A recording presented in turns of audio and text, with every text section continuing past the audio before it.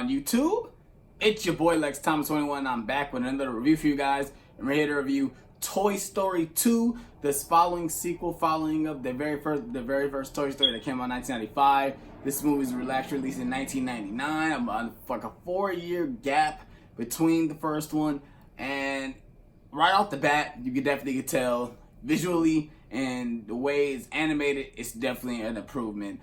They did A Bug's Life before this film, so I guess Pixar had a little bit of time to actually get the animation, how everything can flow and go well with the animation for the films, and they did very improvement. All the characters, the redesigns look great. Plastic, rubber. It just looks fantastic on screen to see today, and it still holds up a little bit.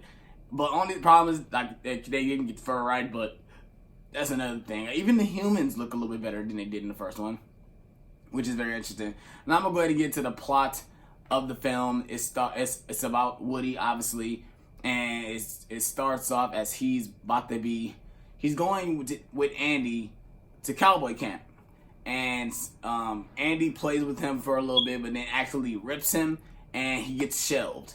After that, he there's a toy that he wants to go rescue. They have a yard sale. He went to go rescue him from the yard sale. He actually gets left there, and a toy collector picks him up and actually steals him from Andy.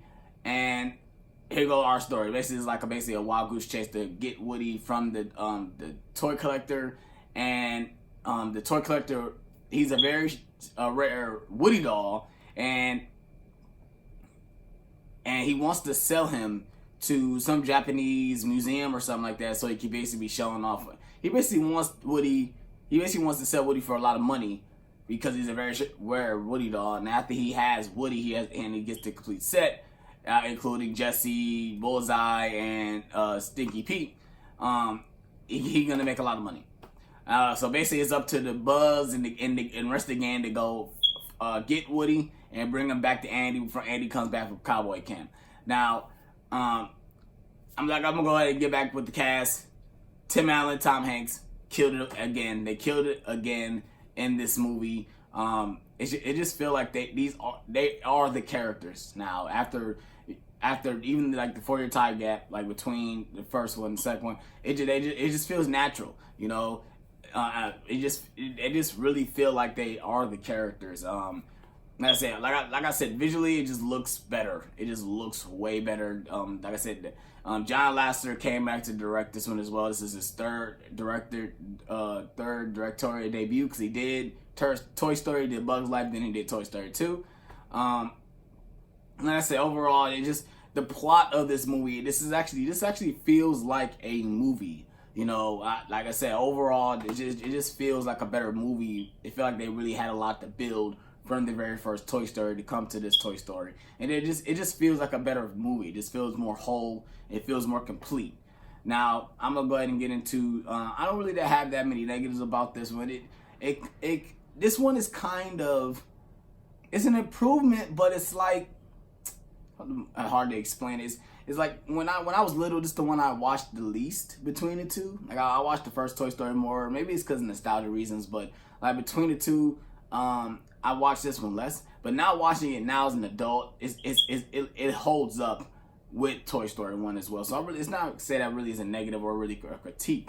But there's really no bad things to really say about this movie. This movie is great. You know, they died down the Randy Newman songs. They got one song sang by Jesse. I think it is written by Randy Newman. I'm gonna go ahead and get to the new characters to introduce Woody.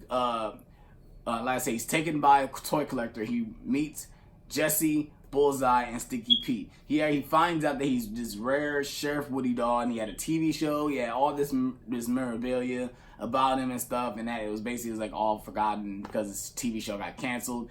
And he kind of gets conned, like, okay, I'm gonna do this because I don't want to have to worry about these other toys going into storage because it sounds terrible.